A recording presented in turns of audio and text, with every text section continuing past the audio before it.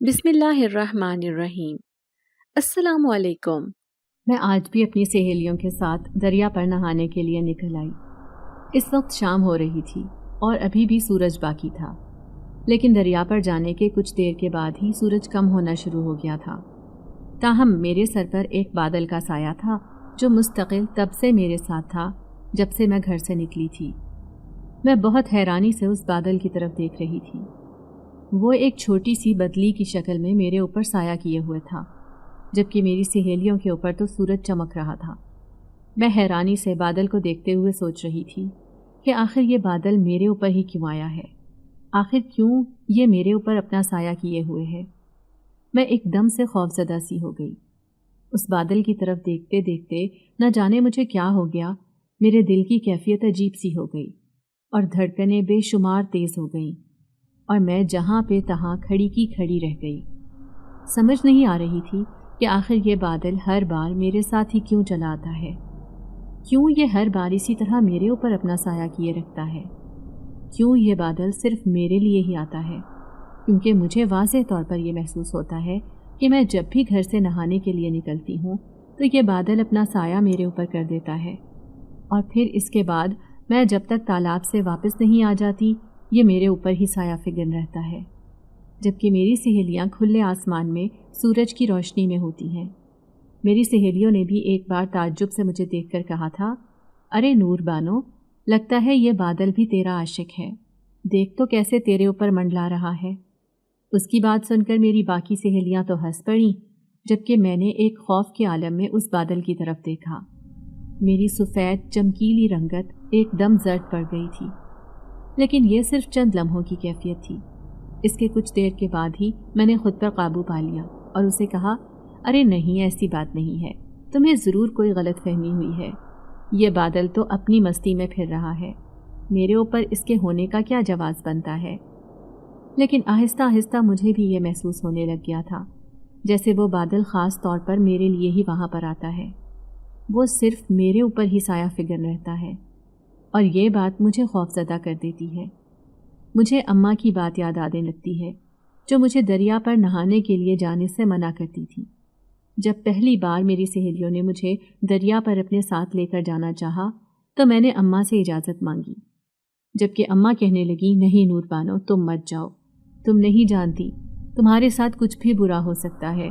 اماں کی آنکھوں میں ایک دم خوف اتر آیا تھا اور وہ مجھے بوکھلائے ہوئے انداز میں دریا پر جانے سے منع کر رہی تھی، لیکن میں نے اماں کی بات کو چٹکیوں میں اڑا دیا اور کہا، اماں، میری ساری سہیلیاں جا رہی ہیں، مجھے بھی جانے دے، میرا بھی دل چاہ رہا ہے۔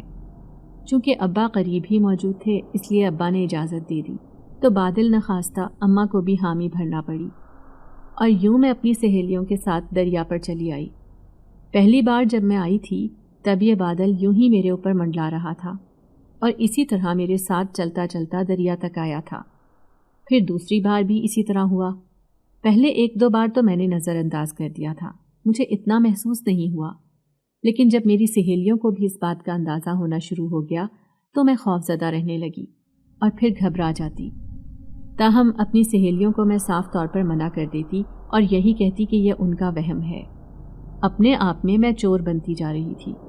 میں نے اماں کو بھی نہیں بتایا، کیونکہ مجھے معلوم تھا کہ جب اماں کو اس بارے میں پتہ چلے گا تو وہ مجھے دریا پر جانے سے منع کر دیں گی، کیونکہ وہ خود میرے جانے سے خوفزدہ ہو جاتی تھی اور مجھے اماں کے خوف کی سمجھ نہیں آتی تھی۔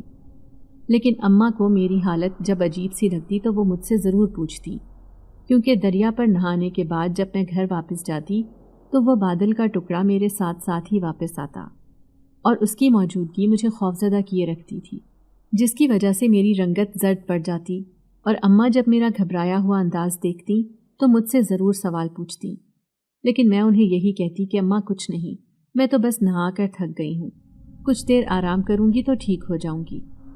لیکن اماں کو میرا انداز بڑا گھبرایا ہوا لگتا اور وہ خود بھی مجھ سے زیادہ گھبرا جاتی ہیں۔ مجھے اپنی گھبراہٹ تو سمجھ میں آتی تھی، لیکن اماں کیوں گھبرا جاتی ہیں یہ آج تک سمجھ میں نہیں آیا۔ اماں کی گھبراہٹ مجھے خود حیرانی میں مبتلا کر رہی تھی۔ میرا نام نور بانو ہے اور میں ایک خوبصورت اور حسین لڑکی ہوں۔ میرے لمبے گھنے سنہرے بال اور سبز آنکھیں مجھے دوسروں سے ممتاز کرتی تھی۔ میں جہاں کہیں بھی جاتی اپنی طرف سب کی توجہ سمیٹ لیتی۔ میری سنہری رنگت لوگوں کو اپنی طرف متوجہ کرتی، لیکن حیرانی مجھے اپنی اماں پر ہوتی تھی۔ اماں ہمیشہ مجھے چھپا چھپا کر رکھتی، وہ کبھی مجھے کسی کے سامنے نہیں آنے دیتی تھی۔ بچپن سے ہی اماں نے مجھے گھر کا عادی بنا کر رکھ دیا تھا۔ میں اگر اپنی سہیلیوں کے ساتھ جانے کی ضد کرتی تو اماں مجھے جانے نہیں دیتی تھی، بلکہ میری سہیلیوں کو ہی گھر پر بلوا لیتی اور کہتی کہ یہیں پر کھیلو، میری نظروں کے سامنے رہو۔ پہلے پہل تو میں نے اسے اماں کی محبت سمجھا۔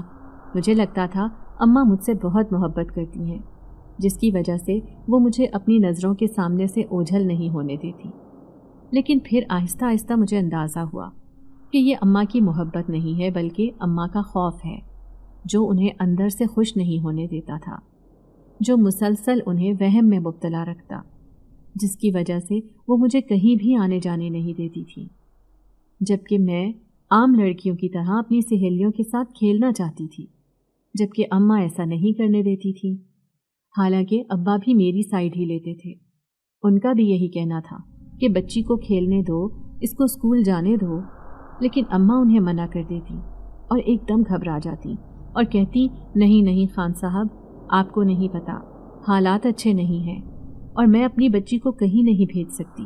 ابا اماں کو سمجھاتے تھے کہ دوسروں کی بیٹیاں بھی تو ہیں، وہ بھی تو اسکول جاتی ہیں، باہر کھیلتی ہیں، علاقے میں گھومتی ہیں، لیکن تم نہ جانے کیوں نور بانو کے معاملے میں اتنی زیادہ حساس ہو گئی ہو، جبکہ اماں ابا کی بات کو رتی بھر بھی اہمیت نہیں دیتی تھی۔ اس سارے معاملے میں میں خاموشی سے انہیں دیکھتی رہتی۔ مجھے بچپن سے ہی اپنی خوبصورتی کا احساس تھا، کیونکہ جب بھی علاقے سے کوئی گھر پر آتا تو وہ مجھے دیکھ کر بڑی خوشی کا اظہار کرتا اور بے ساختہ ماشاء اللہ کہتا تو اماں مجھے اشارے سے اندر جانے کا کہہ دیتی۔ میں جانتی تھی کہ اماں مجھے کسی کے سامنے نہیں آنے دیتی، اسی لیے فوراً گھبرا کر اندر چلی جاتی۔ چھوٹی سی عمر سے ہی میرے رشتے آنا شروع ہو گئے تھے۔ میری خوبصورتی ان رشتوں کے آنے کی سب سے بڑی وجہ تھی۔ اماں نے مجھے پڑھنے تو نہیں دیا تھا، اپنے کسی خوف کی وجہ سے وہ مجھے اسکول نہیں جانے دیتی تھی، لیکن گھر پر آنے سے تو کسی کو روک نہیں سکتے تھے۔ اسی وجہ سے جب بھی کوئی مجھے دیکھتا تو اپنے بھائی یا بیٹے کے لیے اکثر رشتہ مانگ لیتا، لیکن اماں انہیں فوراً منع کر دیتی۔ حالانکہ وہ رشتے بہت اچھے اور معیاری ہوتے تھے، لیکن اماں کو نہ جانے کس بات کا خوف لاحق تھا کہ وہ فوراً انہیں یہ کہہ کر منع کر دیتی کہ انہوں نے ابھی میری شادی نہیں کرنی۔ حالانکہ میں جانتی تھی کہ ہمارے علاقے میں زیادہ تر چھوٹی عمر میں ہی شادیاں کر دی جاتی ہیں، تو پھر نہ جانے کیوں اماں میرے ساتھ اس طرح کر رہی ہیں۔ مجھے آج تک یہ بات سمجھ نہیں آئی تھی۔ اماں نے میرے بہت اچھے اچھے رشتے ٹھکرا دیے تھے اور ان کے ٹھکرانے کی مجھے وجہ سمجھ نہیں آئی تھی، جبکہ ابھی تک تو میری کہیں بات بھی طے نہیں تھی۔ پھر نہ جانے کیوں اماں ایسے کر رہی تھی۔ اس بات کی وجہ سے اماں بہت مغرور مشہور ہو گئی تھی۔ لوگ یہی کہتے تھے کہ اس نے اپنی بیٹی کا رشتہ ہی نہیں کرنا، اس کی بیٹی خوبصورت ہے اسی لیے وہ اتنی مغرور ہے، اور نہ جانے کس شہزادے کا انتظار کر رہی ہے، جبکہ ایسی کوئی بات نہیں تھی۔ اماں نہ جانے کیوں ان رشتوں کو ٹھکرا کر بے وجہ ہی اپنے لیے اس طرح کی باتوں کا باعث بن رہی تھی۔ یوں تو ہمیں اس علاقے میں آئے ہوئے زیادہ وقت نہیں گزرا تھا، یہی کوئی 15 برس ہی ہوئے تھے۔ اس سے پہلے ہم کہاں رہتے تھے یہ تو مجھے معلوم نہیں، لیکن میں تب شاید 2 یا 3 سال کی تھی جب اماں ابا اس علاقے میں آ کر آباد ہو گئے تھے۔ یہ ایک پہاڑی علاقہ تھا اور یہاں پر زندگی کی بنیادی سہولیات بھی بہت کم تھی۔ یہاں پر پینے کا پانی بھی بہت مشکل سے میسر آتا تھا۔ گھر کے دیگر کاموں کے لیے، نہانے دھونے اور کپڑے وغیرہ دھونے کے لیے یہاں کی عورتیں دریا کا رخ کرتی تھیں۔ یہی وجہ تھی کہ میں بھی اپنی سہیلیوں کے ساتھ دریا پر جا کر ہی نہاتی تھی۔ پہلے پہل تو اماں منع کرتی تھی، لیکن پھر وہ مجھ پر کئی قرآنی آیات پڑھ کر پھونکتی اور پھر مجھے بھیج دیتی۔ مجھے آج تک اماں کے خوف کی وجہ سمجھ نہیں آئی تھی، نہ جانے وہ کیوں اتنا گھبرائی ہوئی رہتی تھی، اور میرے معاملے میں وہ کبھی کسی پر اعتماد نہیں کرتی تھی۔ میں جان ہی نہ سکی کہ اماں کے دل میں کیا ہے، حالانکہ ایسے اماں نے کبھی کسی اور بات کے لیے اس طرح فکر مندی کا اظہار نہیں کیا تھا، لیکن میرے معاملے میں اماں کا عجیب سا رویہ مجھے تشویش میں مبتلا کر دیتا تھا، اور میں اکثر اماں سے پوچھتی بھی تھی کہ آخر اماں آپ کو کیا ہو گیا ہے، آپ میرے ساتھ اس طرح کا برتاؤ کیوں کرتی ہیں؟ آپ میرے معاملے میں اتنی گھبرائی ہوئی کیوں رہتی ہیں؟ جبکہ اماں ایک سرد آہ بھرتی اور کہتی، تجھے ایسا محسوس ہوتا ہے، جبکہ میں تو بس اپنی بیٹی کی فکر کرتی ہوں۔ اس لمحے اماں کی آنکھوں میں گہری اداسی ہوتی اور ایسا خوف ہوتا جو اپنا پول کھل جانے کی خوف کی وجہ سے آنکھوں میں ٹھہر جاتا تھا۔ میں اماں کی آنکھوں کی یہ کیفیت دیکھ کر خاموش ہو جاتی تھی، تاہم بچپن سے ہی میرے ساتھ یہ سب کچھ چل رہا تھا۔ ویسے تو میں بالکل ٹھیک تھی اور مجھ میں کوئی کمی نہیں تھی، لیکن اماں کا یہ رویہ مجھے احساس کمتری میں مبتلا کر دیتا تھا۔ میں جب آزادانہ اپنی سہیلیوں کو گھومتے ہوئے دیکھتی اور انہیں خوش باش اپنی زندگی میں مگن دیکھتی تو مجھے ایک کمی کا احساس ہوتا تھا۔ ایسا لگتا تھا جیسے اماں نے مجھ پر پہرے بٹھا دیے ہوں۔ اماں جان بوجھ کر مجھے گھر سے نکلنے نہیں دیتی تھی، لیکن پھر اپنے خیالات پر شرمندگی بھی محسوس کرتی اور خود کو ڈپٹ دیتی۔ گھر کا ماحول تو سادہ سا تھا۔ اماں نے شروع سے ہی مجھ پر نماز کی پابندی رکھی تھی، حالانکہ میں جب نماز پڑھتی تو میری کیفیت بڑی عجیب سی ہو جاتی تھی۔ ایسا لگتا جیسے میرے سینے پر بھاری بوجھ پڑ گیا ہے اور میرا سر بھاری ہونے لگ گیا ہے۔ لیکن میں اماں سے جب اپنی اس کیفیت کو بیان کرتی تو وہ مجھے سمجھانے بیٹھ جاتی اور یہی کہتی کہ جب اللہ کے سامنے کھڑے ہو تو اللہ کی دہشت کے ساتھ اس طرح کی کیفیت ہو ہی جاتی ہے۔ لیکن میں اماں کو یہ بات نہیں سمجھا سکی کہ یہ اللہ کا خوف نہیں ہے بلکہ شاید کچھ اور ہے۔ میں تو اللہ سے محبت کرتی ہوں اور محبت میں ہی اس کے آگے کھڑی ہوتی ہوں، لیکن میری یہ جو کیفیت ہے یہ کچھ اور ہی بات ہے۔ بچپن میں ہی ایک دفعہ ایک ایسا واقعہ ہوا تھا جس نے مجھ سمیت اماں ابا کو بھی دہلا کر رکھ دیا تھا۔ ہوا کچھ یوں تھا کہ میں ایک رات اپنے کمرے میں سو رہی تھی۔ تب میں صرف 13 برس کی تھی اور ابھی مجھے سوئے ہوئے کچھ دیر ہی گزری تھی۔ آدھی رات کا وقت ہو چلا تھا کہ اچانک ہی مجھے ایسا محسوس ہوا جیسے میرے کمرے میں کوئی چل رہا ہے۔ نیند میں ہی میں تھوڑا ہل کر کروٹ بدل لیتی اور دوسری طرف منہ کر کے دوبارہ سو گئی، لیکن پھر کچھ دیر کے بعد دوبارہ سے مجھے وہی احساس ہوا۔ میری حسیات بچپن سے ہی بہت تیز تھیں۔ مجھے اپنے قریب بہت جلد کسی کی موجودگی محسوس ہو جاتی تھی۔ اس وقت بھی ایسا لگا جیسے کمرے میں کچھ ہے، کمرے میں کچھ انوکھا ہو رہا ہے۔ میں ایک دم اٹھ کر بیٹھ گئی اور پھر مجھے کسی کے بھاگتے ہوئے قدموں کی آواز سنائی دی۔ ایسا لگ رہا تھا میرے اٹھتے ہی کوئی تیزی سے کمرے سے باہر بھاگ گیا ہے، جبکہ مجھے کچھ دکھائی نہیں دیا۔ لیکن کچھ ہی دیر کے بعد میرے اوپر کھانسی کا حملہ ہو گیا۔ میرے سارے کمرے میں اگربتیاں روشن تھیں اور ان اگربتیوں کا دھواں سارے کمرے میں پھیلا ہوا تھا۔ اس دھوئیں کے باعث میرا سانس گھٹنے لگا تھا اور میں کھانس کھانس کر بے حال ہوتی جا رہی تھی۔ میری کھانسی سے ساتھ والے کمرے میں سوئے ہوئے اماں ابا بھی اٹھ کر بھاگے آئے، اور جب انہوں نے بھی کمرے میں بے تحاشا دھواں دیکھا اور اگربتیوں کو سلگتے ہوئے دیکھا تو وہ خود بھی بہت گھبرا گئے تھے۔ اماں نے مجھے فوراً پانی کا گلاس دیا جسے میں نے ایک ہی سانس میں خالی کر دیا اور فوراً اماں کے گلے لگ گئی، جبکہ اماں نہ جانے مجھ پر کیا کچھ پڑھ کر پھونکتی رہیں اور ابا اگربتیاں بجھانے میں مصروف ہو گئے۔ لیکن مجھے ہر اگربتی کے ساتھ ایسا لگ رہا تھا جیسے میرا سانس گھٹتا جا رہا ہے، جیسے کوئی میرا گلا دبا رہا ہے۔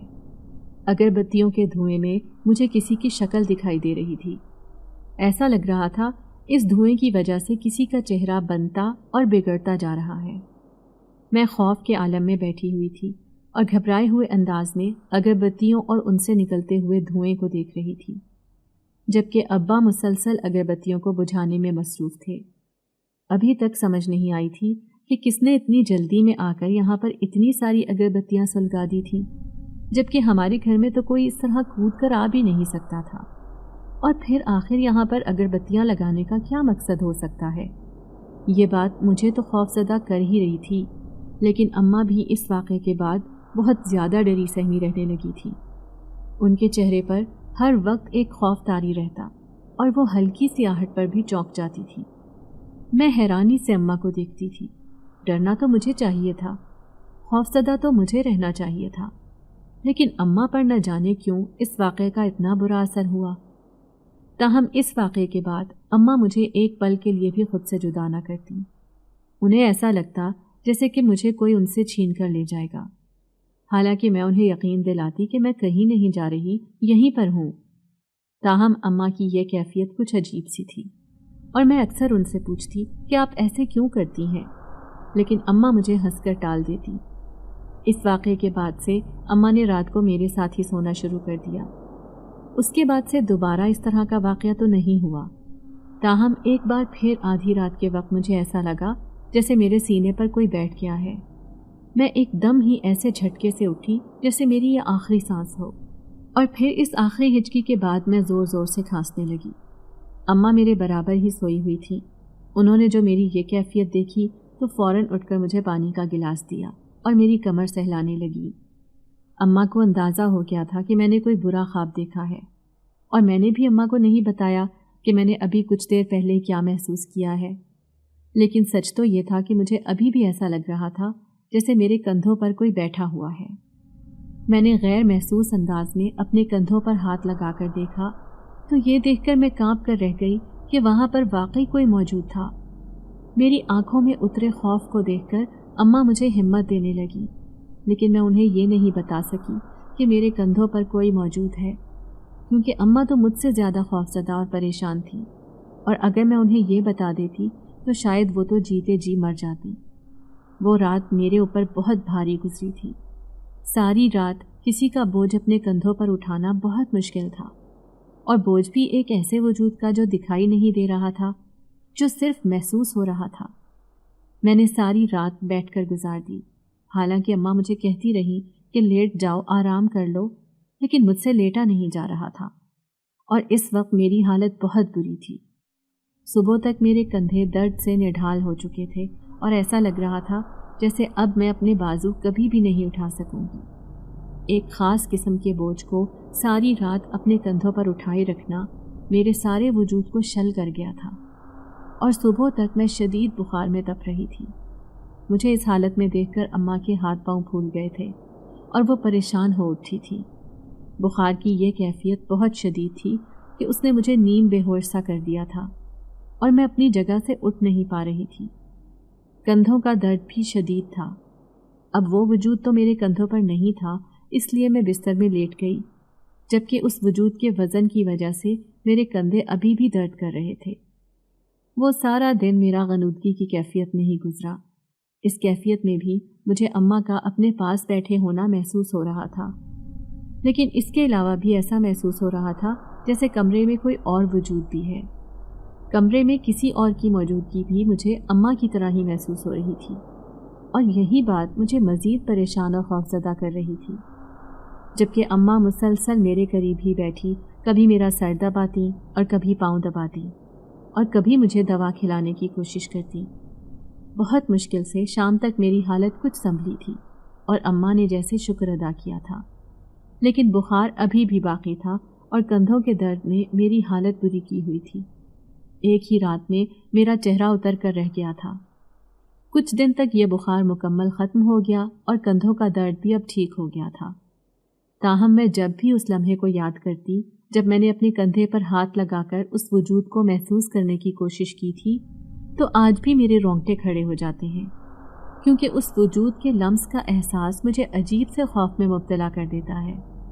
میں سوچ بھی نہیں سکتی تھی کہ میرے ہاتھ لگانے پر وہ واقعی مجھے محسوس ہوگا، جبکہ وہ دکھائی تو دے نہیں رہا تھا، اور یہی بات مجھے سب سے زیادہ خوفزدہ کرتی تھی۔ دن اسی طرح گزرتے جا رہے تھے، اور اب میں 17 سال کی ہو چکی تھی۔ میں اب اماں کے اس خوف کی عادی ہوتی جا رہی تھی، لیکن آج بھی یہ خوف مجھے پریشانی میں مبتلا کر جاتا تھا۔ مجھے سمجھ نہیں آتی تھی کہ آخر اماں کے دل میں کیا چل رہا ہے، یا ایسی کون سی بات ہے جو اماں مجھ سے چھپائے ہوئے ہیں۔ بہت بار پوچھنے پر بھی اماں نے جب مجھے سہولت سے ٹال دیا اور بالکل نہیں بتایا تو میں چپ کر گئی کہ شاید وہ خود اپنی مرضی سے بتا دیں گی، یا پھر جب انہیں محسوس ہوگا کہ مجھے بتانا ہے تو وہ خود ہی بتا دیں گی۔ نہ جانے ایسی کون سی بات ہے جو وہ اپنے دل میں چھپائے ہوئے بیٹھی تھی۔ اب چونکہ میں جوان ہو رہی تھی اور میرے رشتے بھی آ رہے تھے، لیکن اماں نے ابھی تک میرا کہیں بھی رشتہ طے نہیں کیا تھا۔ شاید وہ ابھی میری شادی نہیں کرنا چاہتی تھی، یا پھر کیا بات تھی، بہت اچھے رشتے اماں ٹھکرا چکی تھی۔ لیکن اب یہ جو ایک نیا مسئلہ کھڑا ہوا تھا، یہ بادل والا مسئلہ، میں جب بھی دریا پر جاتی بادل میرے اوپر سایہ کیے رکھتا، اور یہ بات مجھے خوفزدہ کر رہی تھی۔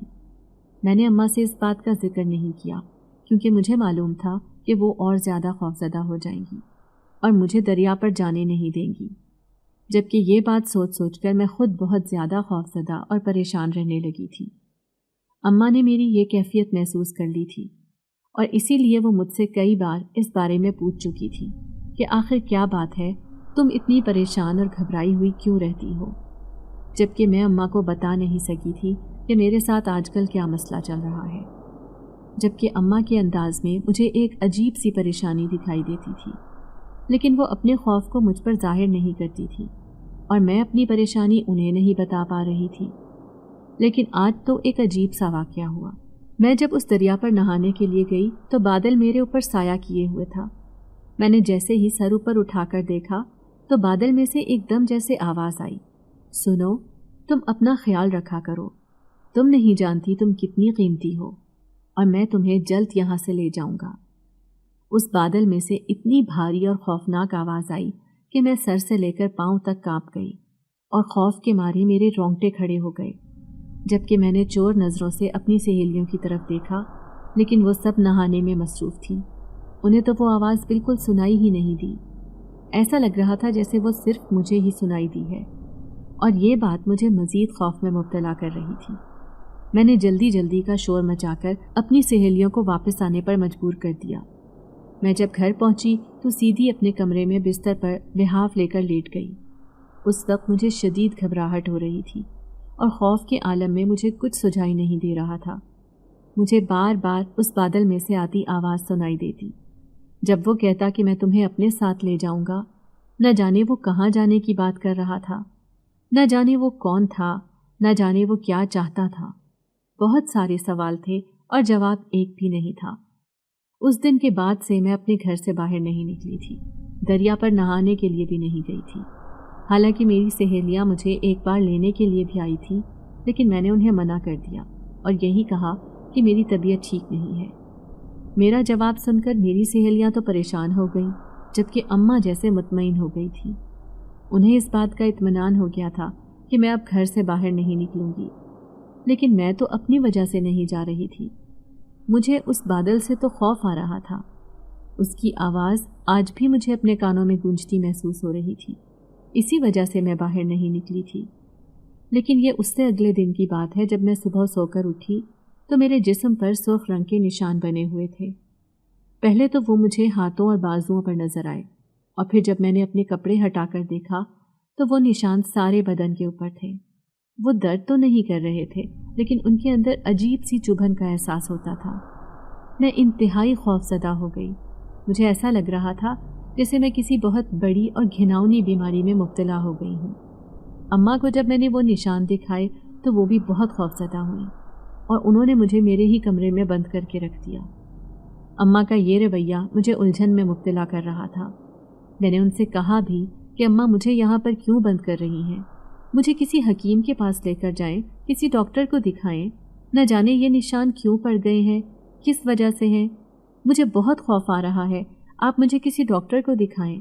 لیکن اماں کہنے لگی، نہیں، کسی بھی ڈاکٹر کے پاس جانے کی ضرورت نہیں ہے، یہ خود ہی کچھ دنوں میں ٹھیک ہو جائیں گے، تم پریشان مت ہو، بس اپنے کمرے میں رہو، باہر نکلنے کی ضرورت نہیں ہے۔ اماں نے بڑے عجیب سے انداز میں یہ بات کہی تو میں خاموش ہو گئی۔ وقتی طور پر میں نے اماں سے کچھ نہیں کہا، تاہم دل ہی دل میں مجھے اماں پر بہت غصہ آ رہا تھا، جو میرا علاج کروانے کی بجائے مجھے کمرے میں بند کر رہی تھی۔ وہ سرخ نشان مجھے اپنے جسم پر بہت عجیب محسوس ہو رہے تھے، وہ کبھی کم ہوتے اور کبھی زیادہ ہوتے۔ آج چونکہ پہلا دن تھا تو وہ سارا دن مجھے کمرے میں بند رہ کر گزارنا پڑا، اور اماں مجھے دوپہر کو کھانا دے کر دوبارہ باہر سے دروازہ بند کر کے چلی گئیں۔ مجھے بہت غصہ آ رہا تھا، اور یہاں پر کمرے میں بیٹھ کر میں تنگ آ چکی تھی کہ اتنے میں مجھے باہر سے کسی کی آواز سنائی دی۔ شاید گھر پر کوئی آیا تھا اور اماں اس کے ساتھ باتوں میں مشغول تھی۔ وہ میری سہیلی کی ماں تھی۔ اماں کی اس کے ساتھ دوستی تھی اور وہ اکثر اماں کے پاس کسی نہ کسی کام کے لیے چکر لگا لیتی تھی۔ آج بھی شاید کسی کام سے ہی آئی تھی۔ جب اس نے اماں سے میرے بارے میں پوچھا تو اماں کہنے لگیں کہ وہ کمرے میں آرام کر رہی ہے۔ اماں نے یہ کہتے ہوئے بے ساختہ میرے کمرے کی طرف دیکھا۔ تو اس عورت کی نگاہیں بھی میرے کمرے کی طرف اٹھیں، لیکن پھر وہ آنکھوں میں حیرت بھر کے اماں سے پوچھنے لگی، اگر وہ کمرے میں آرام کر رہی ہے تو کنڈی باہر سے کیوں لگی ہے؟ اس کا سوال سن کر اماں تھوڑا بوکھلا سی گئی اور کہنے لگی، وہ میں نے بے دھیانی میں ہی لگا دی ہوگی، جب وہ سو کر اٹھے گی تو کنڈی کھول دوں گی۔ اماں نے صاف صاف انہیں ٹال دیا، لیکن اس عورت نے سارے علاقے میں مشہور کر دیا کہ نور بانو اپنے ہی گھر میں اپنے کمرے میں قید ہے۔ اس کی خاموشی کا راز اگلے دن کھلا جب سہیلیاں گھر پر آئیں اور انہوں نے مجھے اپنے ساتھ لے جانے کے لیے اماں سے کہا، تو اماں کہنے لگیں کہ اس کی طبیعت ٹھیک نہیں ہے، تم لوگ جاؤ۔ لیکن میری وہ سہیلی جس کی ماں پچھلے ہی دن گھر آئی تھی، وہ کہنے لگی، خالہ کیا بات ہے، تم نے اسے کمرے میں بند کر کے کیوں رکھا ہوا ہے؟ اماں بھی بتا رہی تھی کہ نور بانو کمرے میں بند ہے، باہر سے کنڈی لگی ہوئی ہے، آخر کیا وجہ ہے؟ میری سہیلی نے تجسس کے مارے اماں سے پوچھا تو اماں کہنے لگی، ایسا کچھ نہیں ہے، بس اس کی طبیعت ٹھیک نہیں ہے، اس لیے وہ کمرے میں سو رہی ہے، ورنہ میں تجھے ضرور اس سے ملوا دیتی۔ اماں نے لاپرواہی سے کہتے ہوئے انہیں جانے کا کہا، جبکہ میری سہیلیاں کہنے لگیں، آج بھی کمرے کو باہر سے کنڈی لگی ہوئی ہے، آخر یہ کیا بات ہے، کیا معاملہ ہے؟ تم بچپن سے ہی نور بانو کے ساتھ کچھ عجیب سا رویہ اختیار کیے ہوئے ہو، میں نے جب جب تمہیں دیکھا ہے ہمیشہ پریشان اور خوفزدہ ہی دیکھا ہے، اس کے علاوہ تم نے کبھی اسے باہر نکلنے نہیں دیا، اسے کہیں آنے جانے نہیں دیا، اس کی پڑھائی چھڑوا دی، پڑھنے بھی نہیں دیا، آخر کیا وجہ ہے؟ اب کی بار جب میری سہیلی نے پوچھا تو اماں کے صبر کا پیمانہ لبریز ہو گیا اور وہ کہنے لگی، بس بہت ہو گیا، اب تم لوگ جاؤ یہاں سے، مہربانی کرو، نور بانو جب ٹھیک ہوگی تو خود ہی تمہاری طرف آ جائے گی، دوبارہ یہاں پر آنے کی ضرورت نہیں ہے۔ اماں نے سختی سے میری سہیلیوں کو ڈانٹ کر وہاں سے بھگا دیا، جبکہ میں کمرے میں بیٹھی یہ سب کچھ سن رہی تھی۔ اس کا مطلب ہے کہ اماں کا رویہ میری سہیلیاں بھی محسوس کرنے لگی تھیں، انہیں بھی اماں کی ٹینشن تھی، انہیں بھی معلوم تھا کہ اماں میرے ساتھ کس طرح کا رویہ اختیار کیے ہوئے ہیں اور کس طرح وہ مجھے گھر پر قید رکھتی ہیں۔ اپنی سہیلیوں کی فکر مندی پر مجھے ایک سکون سا محسوس ہوا، تاہم اماں کا رویہ مجھے نئے سرے سے دکھی کر گیا۔ ان دانوں کے ساتھ ایک ہی کمرے میں بند رہتے ہوئے اب مجھے 1 ہفتہ ہو چکا تھا۔ اب تک میرے وہ دانے کافی حد تک ٹھیک ہو چکے تھے اور اماں نے بھی اب مجھے کمرے سے باہر نکال دیا تھا۔ اسی لیے آج جب میری سہیلیاں مجھے لینے کے لیے آئیں تو میں فوراً ان کے ساتھ چلی آئی۔ آج دوبارہ اپنی سہیلیوں کے ساتھ دریا کی طرف چلی آئی۔ اتنے دن گھر میں بند رہنے کے بعد باہر کا ماحول بہت اچھا لگ رہا تھا اور میں بہت خوشی محسوس کر رہی تھی، لیکن پریشانی کی صرف ایک ہی بات تھی اور وہ تھا بادل کا وہ ٹکڑا جو میرے ساتھ ساتھ چلتا ہوا دریا تک آ چکا تھا اور اب میرے اوپر سایہ کیے ہوئے تھا۔ بادل کا وہ ٹکڑا مجھے خوفزدہ کر رہا تھا اور میں بار بار بے دھیانی میں اس کی طرف دیکھ رہی تھی۔ میری سہیلیوں نے مجھے اس طرح بادل کی طرف دیکھتے ہوئے دیکھا تو پوچھنے لگیں، کیا بات ہے نور بانو، تم خوفزدہ لگ رہی ہو؟ جبکہ میں ایک دم چونک گئی اور کہنے لگی، نہیں نہیں، ایسی کوئی بات نہیں ہے، میں تو بس اس بادل کی طرف دیکھ رہی تھی۔ میں نے اپنی سہیلیوں کا دھیان بٹانے کے لیے کہہ دیا، جبکہ میری بات سن کر وہ ایک دوسرے کو دیکھنے لگی اور پھر ان میں سے ایک کہنے لگی، ارے ہاں ہاں، تم بادل کو نہیں دیکھو گی تو کسے دیکھو گی؟ آخر وہ تمہارا پرانا عاشق جو ہے، آج بھی تو دیکھو کیسے تم پر سایہ کیے ہوئے ہے۔ میری ایک سہیلی نے مذاق اڑانے والے انداز میں کہا تو باقی ساری سہیلیاں کھلکھلا کر ہنس دیں، جبکہ میں خاموش ہو گئی۔ میں انہیں اپنی بات نہیں سمجھا سکتی تھی، میں انہیں یہ نہیں بتا سکتی تھی کہ میں اس بادل سے خوفزدہ ہوں، میں انہیں یہ بھی نہیں بتا سکتی تھی کہ اس بادل نے اس دن مجھے کیا کہا تھا، ورنہ وہ تو مجھے پاگل ہی سمجھتی، انہیں کب یہ یقین آتا کہ میں سچ کہہ رہی ہوں۔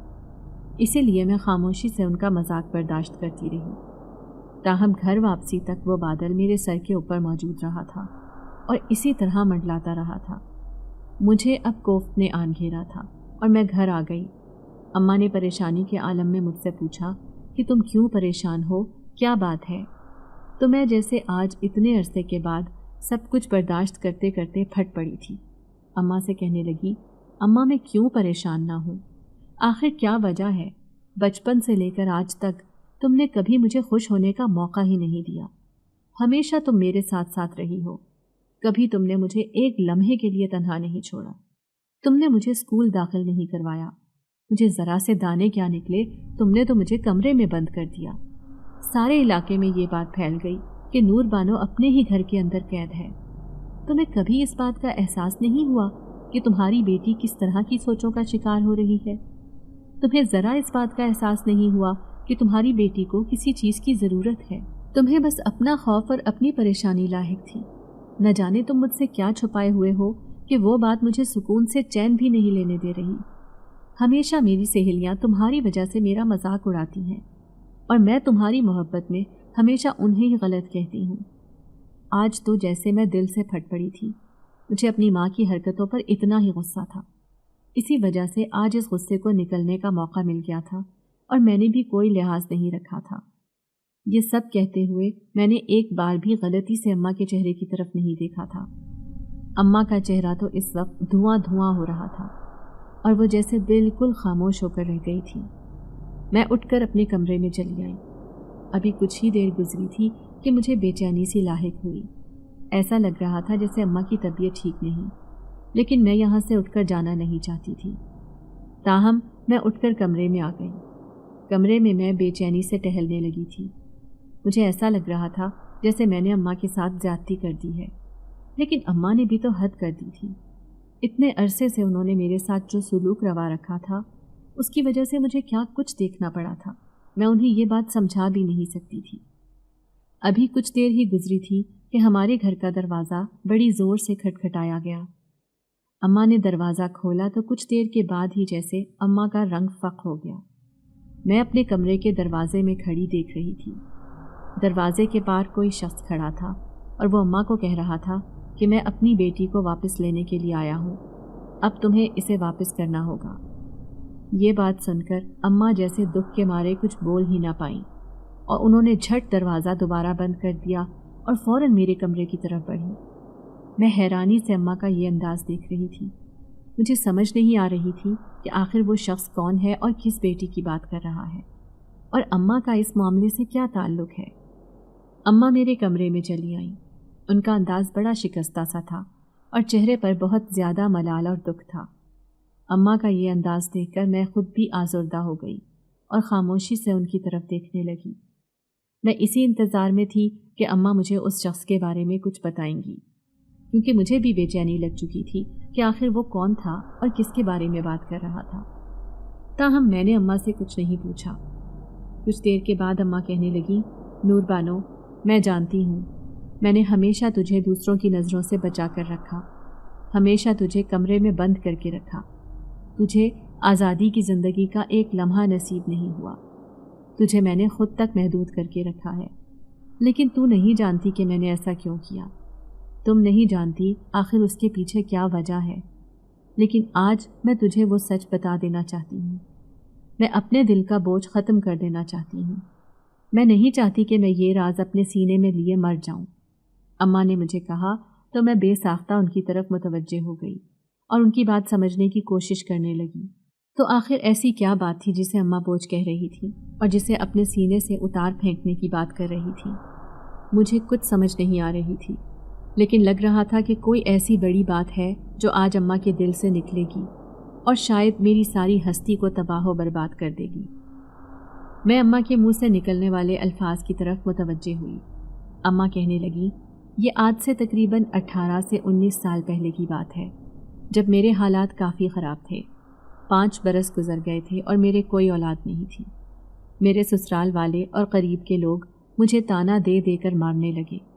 میں نے کہیں بھی آنا جانا چھوڑ دیا تھا۔ میں نے لوگوں سے ملنا ملانا چھوڑ دیا تھا۔ اپنے طور پر بہت علاج کروایا، اولاد کے لیے بہت زیادہ روئی تڑپی، گڑ گڑائی، اللہ سے بہت دعائیں مانگی، ہر جگہ سے دم درود، دوائی، سب کچھ کروا کر دیکھ لیا، لیکن میری قسمت میں اولاد نہیں تھی، مجھے نہیں ملی۔ اولاد کے نہ ہونے نے مجھے بہت زیادہ دکھی کر دیا تھا، اور میں زیادہ تر اپنے کمرے میں بند روتی رہتی۔ انہی دنوں میں ہمارے علاقے میں ایک عورت آئی اور اس نے اپنے گھر پر میلاد کروایا۔ میں بھی اپنا دھیان بٹانے کے لیے وہاں پر چلی گئی۔ وہاں جا کر مجھے بہت زیادہ سکون ملا۔ اس عورت کے ساتھ میری بھی دوستی ہو گئی۔ پھر میں اب اکثر اس کے پاس آنے جانے لگی تھی، اور پھر ایک دن جب اس نے میری اداسی دیکھی تو مجھے کہنے لگی، ارے تم کیوں پریشان ہو گئی ہو؟ میں تمہیں ایک ایسی جگہ پر لے کر جاؤں گی جہاں پر تمہیں بہت سکون ملے گا، اور ہو سکتا ہے تمہیں اولاد بھی مل جائے۔ اس نے بڑے پر اسرار طریقے سے کہا کہ میں فوراً اس کی طرف متوجہ ہو گئی اور اسے کہنے لگی، آخر ایسی کون سی جگہ ہے؟ تو وہ کہنے لگی، بس تم میرے ساتھ چلنا، میں تمہیں لے کر جاؤں گی اور پھر تم خود دیکھ لینا۔ مجھے بہت شوق ہونے لگا اور اگلے ہی دن میں اس کے ساتھ اس جگہ پر جانے کے لیے تیار ہو گئی۔ میں نے اسے کافی بار پوچھا بھی تھا لیکن اس نے مجھے نہیں بتایا، اور پھر وہ مجھے کسی کے گھر لے گئی۔ وہ عورت بہت خوبصورت تھی، اس نے سر پر حجاب لیا ہوا تھا اور وہ ماں بننے والی تھی۔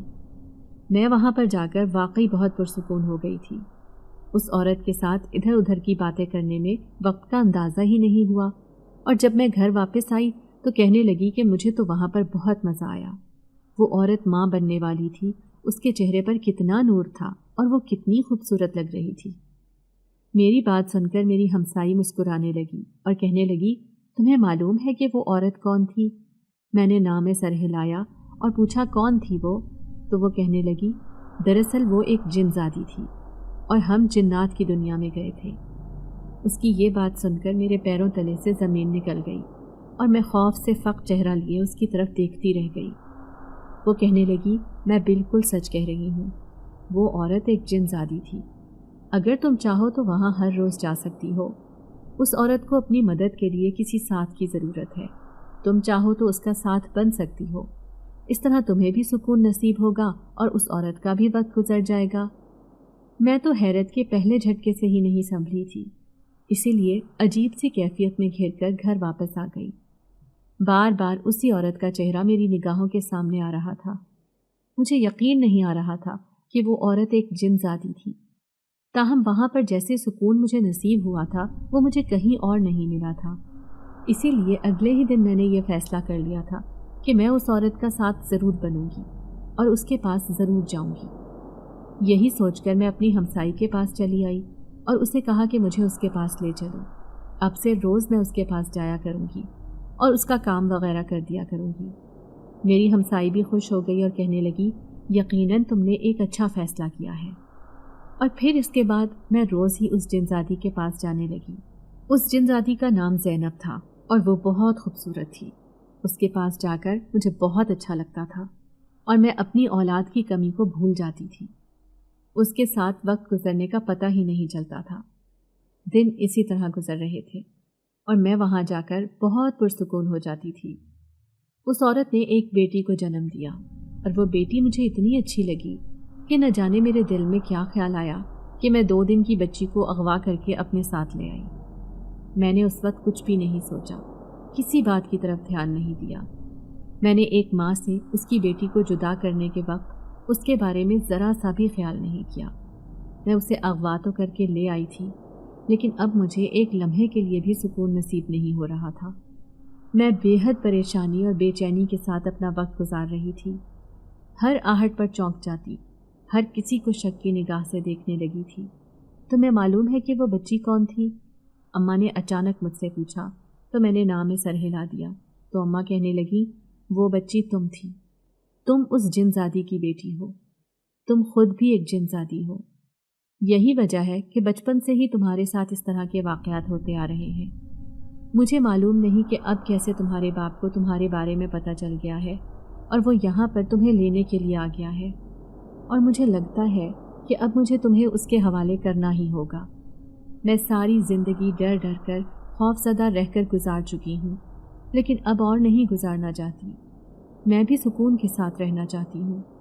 میرے ایک غلط کام نے میری بھی زندگی خراب کی اور تمہاری بھی۔ مجھے معاف کر دو میری بچی، میری نیت غلط نہیں تھی، لیکن مجھ سے غلط کام ہو گیا، اور اس کے بعد تمہیں بھی معلوم ہے کہ میں نے ایک پل بھی سکون سے نہیں گزارا۔ اماں نے یہ کہتے ہوئے دونوں ہاتھ میرے آگے جوڑ دیے، جبکہ میں تڑپ اٹھی اور اماں کے ہاتھ پکڑ لیے۔ مجھے ابھی تک یقین نہیں آ رہا تھا کہ اماں نے جو کچھ کہا ہے وہ سچ بھی ہے کہ نہیں، اور میں حیرانی سے اسی بارے میں سوچ رہی تھی۔ اچانک مجھے وہ بادل کی بات یاد آ گئی۔ میں نے اماں کو اس کے بارے میں بھی بتا دیا تو وہ کہنے لگی، ہاں مجھے یقین ہے کہ وہ تمہارا باپ ہی ہوگا، وہ آج تمہیں لینے کے لیے آیا ہے، تم اس کے ساتھ چلی جاؤ، اب تم یہاں پر نہیں رہ سکتی، اپنی دنیا میں واپس چلی جاؤ۔ اماں نے مجھے کہا تو میں اپنے ماں باپ سے ملنے کے لیے بے چین اور خوش تو تھی، لیکن اماں سے بچھڑنے کے لیے اداس بھی تھی۔ سمجھ نہیں آ رہی تھی کہ میری زندگی کس طرح 2 حصوں میں بٹ گئی ہے۔ اور پھر اگلے ہی دن میں اپنے باپ کے ساتھ جنات کی دنیا میں چلی آئی۔ یہ دنیا کچھ الگ ہی دنیا تھی۔ میرے ابا نے مجھے بہت پیار اور محبت سے خوشامدید کہا، اور اماں کی تو خوشی کا عالم ہی نہیں تھا۔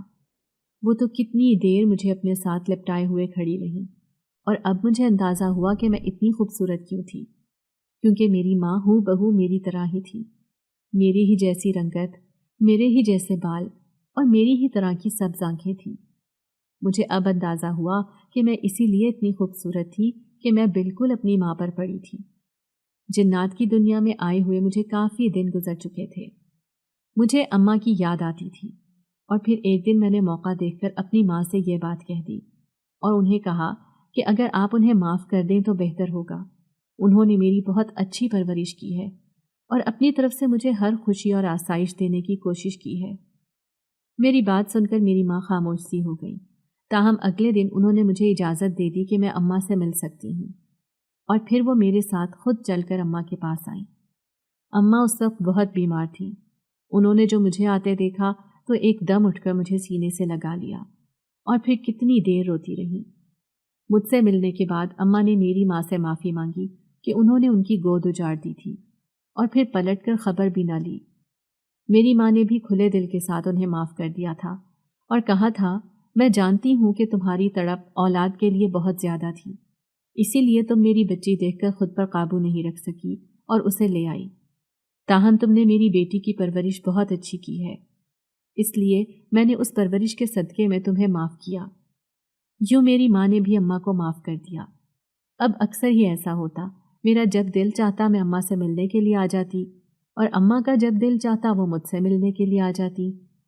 اب میرے پاس 2 مائیں اور 2 گھر تھے، اور میں بہت خوش اور مطمئن زندگی گزار رہی تھی۔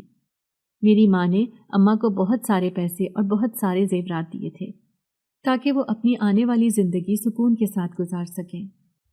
اگر آپ کو آج کی ہماری کہانی پسند آئی ہے تو اسے لائک کیجیے اور اپنے پیاروں کے ساتھ شیئر کیجیے، اور ہاں، اگر آپ نے ابھی تک ہمارا چینل سبسکرائب نہیں کیا تو ضرور کیجیے۔ ملتے ہیں کل ایک نئی اور دلچسپ کہانی کے ساتھ، تب تک کے لیے اللہ حافظ۔